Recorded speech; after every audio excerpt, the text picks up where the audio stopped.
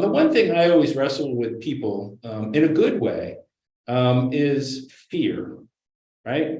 When you're going through uncertainty and you're leaving structure and diving into ambiguity, fears start to appear. And have you ever talked about fear and what you see in a potential franchisee or franchisee's eyes and how they deal with the fear in front of them?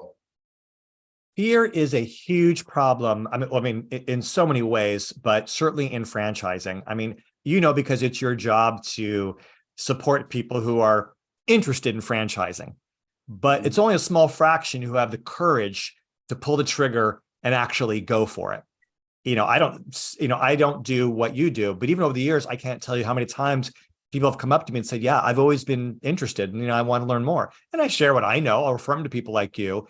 And most of those people don't have the guts. They don't have the grit to do it because there's some kind of fear, something holding them back.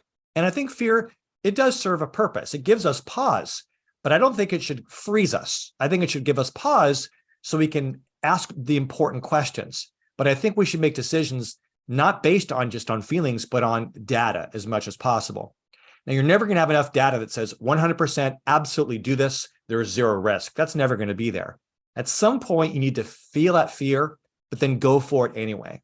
And that's what courage is. It doesn't mean you're fearless. It means you do have fear, but you go for it anyway.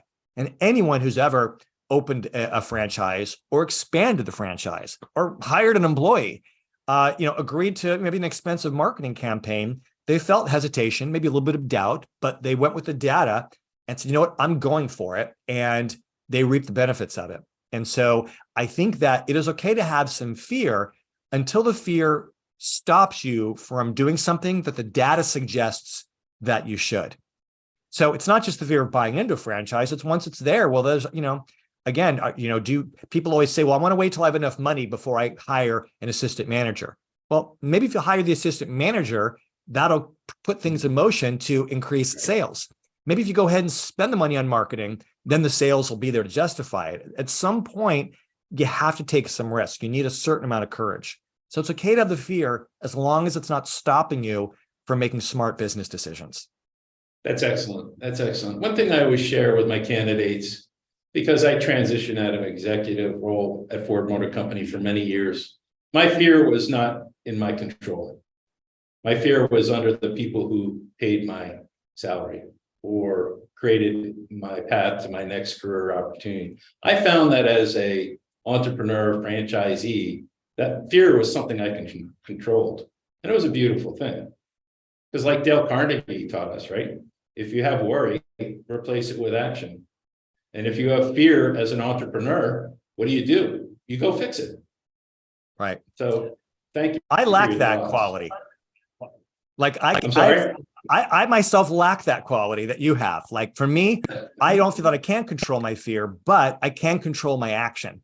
So for me, what works for me is I don't say stop being afraid. It's like just acknowledge the fear, but then go for it anyway. Right? Just go ahead and ask that girl to the prom, even though she's probably going to say no. Just go for it. And even when you fail, when she says no, you still feel like, well, at least I tried. And it's surprising how often you get the yes, or how often things work out. So if you are able to control the fear, then God bless you and lean into that. But if you're like me and you can't, just feel it, but then go for it anyway.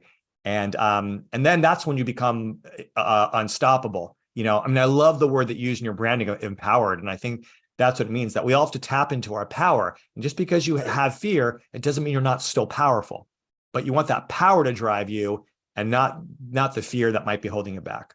Absolutely. Well, thank you for getting to the essence of my brand for me. I really appreciate that.